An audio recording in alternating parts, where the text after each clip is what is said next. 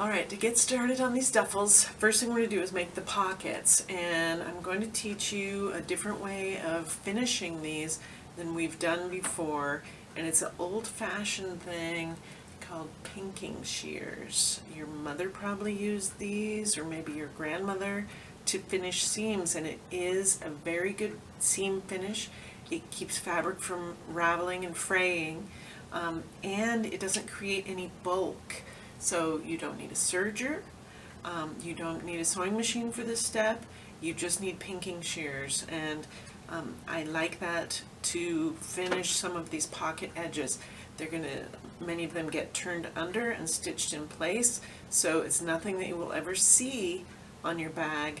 I just want to assure you that this is an actual finish, okay? So we're starting with the finish, but that's because you just have to do some of the things to the fabric before you stitch them.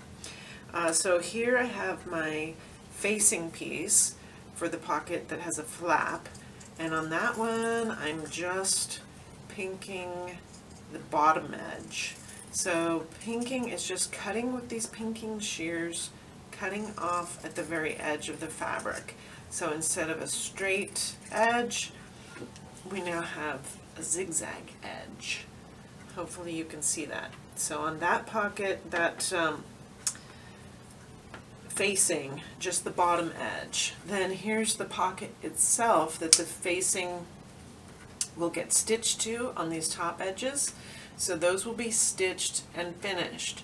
The rest of it, the three quarters of it, the two sides and the bottom, will be finished by turning under and stitching down. But I want to make sure that doesn't ever fray. So I am pinking 3/4 of this pocket. The two side edges and the bottom edge of the pocket are all going to get cut with the pinking shears. Then we've got our other pocket. This one is for the mini duffel only, the cell phone pocket. This is the lower half of it. And again, I'm doing the lower 3/4 of the pocket, the sides and the bottom. Now your duffel does not need this extra pocket because this pocket will be deep enough for a phone on the duffel. So if you want to make two of them, one for each side on your duffel, you can make one with a flap, one without a flap, so that you can see the difference in the pockets and not get mixed up what you put in them. That will work for the full-size duffel. You won't need another style of pocket, just this style. But for the mini duffel, in order to have a pocket that's big enough for a phone, we've got this other style of pocket that I'm going to trim 3/4 of it again, okay? So, and then our inside pockets, you may have either one or two of these. I'm just going to demonstrate one, and it will end up getting stitched down the center when you're installing it, so it will actually be two pockets.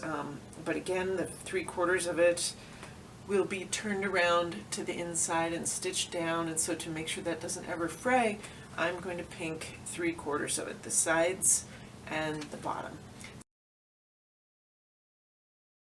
So that is your first step. Get out your pocket pieces and pink those edges, and I'll put that on the pattern pieces too to show you which edges need to get pinked.